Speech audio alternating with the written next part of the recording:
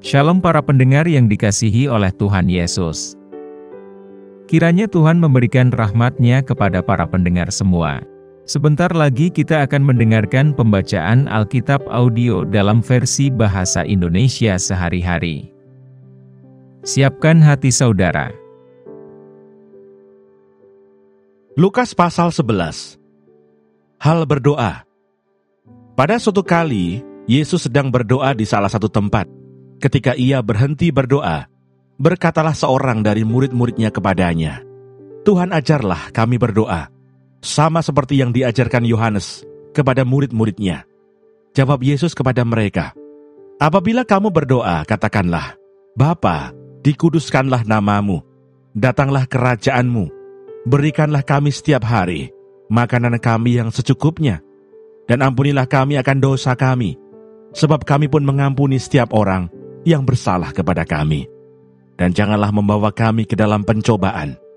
Lalu katanya kepada mereka, "Jika seorang di antara kamu pada tengah malam pergi ke rumah seorang sahabatnya dan berkata kepadanya, 'Saudara, pinjamkanlah kepadaku 3 roti, sebab seorang sahabatku yang sedang berada dalam perjalanan singgah ke rumahku, dan aku tidak mempunyai apa-apa untuk dihidangkan kepadanya.' Masakan ia yang di dalam rumah itu akan menjawab, 'Jangan mengganggu aku, pintu sudah tertutup dan aku serta anak-anakku sudah tidur. Aku tidak dapat bangun dan memberikannya kepada saudara.' Aku berkata kepadamu, sekalipun ia tidak mau bangun dan memberikannya kepadanya, karena orang itu adalah sahabatnya, namun karena sikapnya yang tidak malu itu, ia akan bangun juga dan memberikan kepadanya apa yang diperlukannya. Oleh karena itu aku berkata kepadamu, mintalah, maka akan diberikan kepadamu. Carilah, maka kamu akan mendapat. Ketoklah, maka pintu akan dibukakan bagimu. Karena setiap orang yang meminta, menerima. Dan setiap orang yang mencari, mendapat. Dan setiap orang yang mengetok, baginya pintu dibukakan. Bapa manakah di antara kamu, jika anaknya minta ikan daripadanya, akan memberikan ular kepada anaknya itu ganti ikan? Atau, jika ia minta telur, akan memberikan kepadanya kalajengking? Jadi jika kamu yang jahat tahu memberi pemberian yang baik kepada anak-anakmu, apalagi Bapamu yang di sorga, ia akan memberikan Roh Kudus kepada mereka yang meminta kepadanya." Yesus dan Beelzebul. Pada suatu kali Yesus mengusir dari suatu setan yang membisukan. Ketika setan itu keluar, orang bisu itu dapat berkata-kata. Maka heranlah orang banyak, tetapi ada di antara mereka yang berkata, "Ia mengusir setan dengan kuasa Beelzebul, penghulu setan." Ada pula yang meminta suatu tanda dari surga kepadanya untuk mencobai dia. Tetapi Yesus mengetahui pikiran mereka lalu berkata, "Setiap kerajaan yang terpecah-pecah pasti binasa, dan setiap rumah tangga yang terpecah-pecah pasti runtuh. Jikalau iblis itu juga terbagi-bagi dan melawan dirinya sendiri, bagaimanakah kerajaannya dapat bertahan? Sebab kamu berkata bahwa aku mengusir setan dengan kuasa Beelzebul. Jadi jika aku mengusir setan dengan kuasa Beelzebul, dengan kuasa apakah pengikut-pengikutmu mengusirnya? Sebab itu merekalah yang akan menjadi hakimmu. Tetapi jika aku mengusir setan dengan kuasa Allah, maka sesungguhnya kerajaan Allah sudah datang kepadamu. Apabila seorang yang kuat dan yang lengkap bersenjata menjaga rumahnya sendiri, maka amanlah segala miliknya. Tetapi jika seorang yang lebih kuat daripadanya menyerang dan mengalahkannya, maka orang itu akan merampas perlengkapan senjata yang diandalkannya dan akan membagi-bagikan rampasannya. Siapa tidak bersama aku, ia melawan aku. Dan siapa tidak mengumpulkan bersama aku, ia mencerai-beraikan." Kembalinya roh jahat. Apabila roh jahat keluar dari manusia, ia pun mengembara ke tempat-tempat yang tandus, mencari perhentian, dan karena ia tidak mendapatkannya, ia berkata, "Aku akan kembali ke rumah yang telah kutinggalkan itu." Maka pergilah ia dan mendapati rumah itu bersih tersapu dan rapi teratur. Lalu ia keluar dan mengajak 7 roh lain yang lebih jahat daripadanya. Dan mereka masuk dan berdiam di situ. Maka akhirnya keadaan orang itu lebih buruk daripada keadaannya semula. Siapa yang berbahagia? Ketika Yesus masih berbicara, berserulah seorang perempuan dari antara orang banyak dan berkata kepadanya, "Berbahagialah ibu yang telah mengandung engkau dan susu yang telah menyusui engkau." Tetapi ia berkata, Yang berbahagia ialah mereka yang mendengarkan firman Allah dan yang memeliharanya. Tanda Yunus.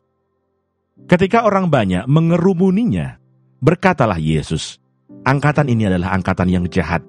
Mereka menghendaki suatu tanda, tetapi kepada mereka tidak akan diberikan tanda selain tanda Nabi Yunus. Sebab seperti Yunus menjadi tanda untuk orang-orang Niniwe, demikian pula lah Anak Manusia akan menjadi tanda untuk angkatan ini. Pada waktu penghakiman, ratu dari selatan itu akan bangkit bersama orang dari angkatan ini, dan ia akan menghukum mereka. Sebab ratu ini datang dari ujung bumi untuk mendengarkan hikmat Salomo, dan sesungguhnya yang ada di sini lebih daripada Salomo. Pada waktu penghakiman, orang-orang Niniwe akan bangkit bersama angkatan ini, dan mereka akan menghukumnya. Sebab orang-orang Niniwe itu bertobat waktu mereka mendengarkan pemberitaan Yunus, dan sesungguhnya yang ada di sini lebih daripada Yunus." Pelita tubuh. Tidak seorang pun yang menyalakan pelita lalu meletakkannya di kolong rumah atau di bawah gantang, melainkan di atas kaki Dian, supaya semua orang yang masuk dapat melihat cahayanya. Matamu adalah pelita tubuhmu. Jika matamu baik, teranglah seluruh tubuhmu. Tetapi jika matamu jahat, gelaplah tubuhmu. Karena itu perhatikanlah, supaya terang yang ada padamu jangan menjadi kegelapan. Jika seluruh tubuhmu terang dan tidak ada bagian yang gelap, maka seluruhnya akan terang, sama seperti apabila pelita menerangi engkau dengan cahayanya. Yesus mengecam orang-orang Farisi dan ahli-ahli Taurat. Ketika Yesus selesai mengajar, seorang Farisi mengundang dia untuk makan di rumahnya. Maka masuklah ia ke rumah itu, lalu duduk makan. Orang Farisi itu melihat hal itu dan ia heran, karena Yesus tidak mencuci tangannya sebelum makan.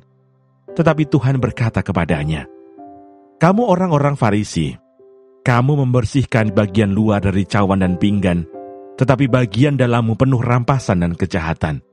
Hai orang-orang bodoh, bukankah Dia yang menjadikan bagian luar? Dia juga yang menjadikan bagian dalam. Akan tetapi, berikanlah isinya sebagai sedekah, dan sesungguhnya semuanya akan menjadi bersih bagimu. Tetapi celakalah kamu, hai orang-orang Farisi, sebab kamu membayar persepuluhan dari selasih, inggu, dan segala jenis sayuran, tetapi kamu mengabaikan keadilan dan kasih Allah. Yang satu harus dilakukan, dan yang lain jangan diabaikan. Celakalah kamu, hai orang-orang Farisi, sebab kamu suka duduk di tempat terdepan di rumah ibadat, dan suka menerima penghormatan di pasar. Celakalah kamu, sebab kamu sama seperti kubur yang tidak memakai tanda. Orang-orang yang berjalan di atasnya tidak mengetahuinya." Seorang dari antara ahli-ahli Taurat itu menjawab dan berkata kepadanya, "Guru, dengan berkata demikian, engkau menghina kami juga." Tetapi ia menjawab, "Celakalah kamu juga, hai ahli-ahli Taurat, sebab kamu meletakkan beban-beban yang tak terpikul pada orang, tetapi kamu sendiri tidak menyentuh beban itu dengan satu jari pun. Celakalah kamu, sebab kamu membangun makam nabi-nabi, tetapi nenek moyangmu telah membunuh mereka. Dengan demikian kamu mengaku bahwa kamu membenarkan perbuatan-perbuatan nenek moyangmu, sebab mereka telah membunuh nabi-nabi itu, dan kamu membangun makamnya. Sebab itu hikmat Allah berkata, Aku akan mengutus kepada mereka nabi-nabi dan rasul-rasul, dan separuh dari antara nabi-nabi dan rasul-rasul itu akan mereka bunuh dan mereka aniaya. Supaya dari angkatan ini dituntut darah semua nabi yang telah tertumpah sejak dunia dijadikan, mulai dari darah Habel sampai kepada darah Zakaria yang telah dibunuh di antara mezbah dan rumah Allah. Bahkan aku berkata kepadamu, semuanya itu akan dituntut dari angkatan ini. Celakalah kamu, hai ahli-ahli Taurat, sebab kamu telah mengambil kunci pengetahuan. Kamu sendiri tidak masuk ke dalam, dan orang yang berusaha untuk masuk ke dalam, kamu halang-halangi." Dan setelah Yesus berangkat dari tempat itu, ahli-ahli Taurat dan orang-orang Farisi terus-menerus mengintai dan membanjirinya dengan rupa-rupa soal. Untuk itu mereka berusaha memancingnya, supaya mereka dapat menangkapnya berdasarkan sesuatu yang diucapkan. Terima kasih Bapa di surga untuk firman-Mu hari ini. Berkati kami semua supaya kami mengerti isi hati-Mu. Terima kasih para pendengar semua, kiranya Tuhan memberkati. Dan jangan lupa untuk share dan subscribe.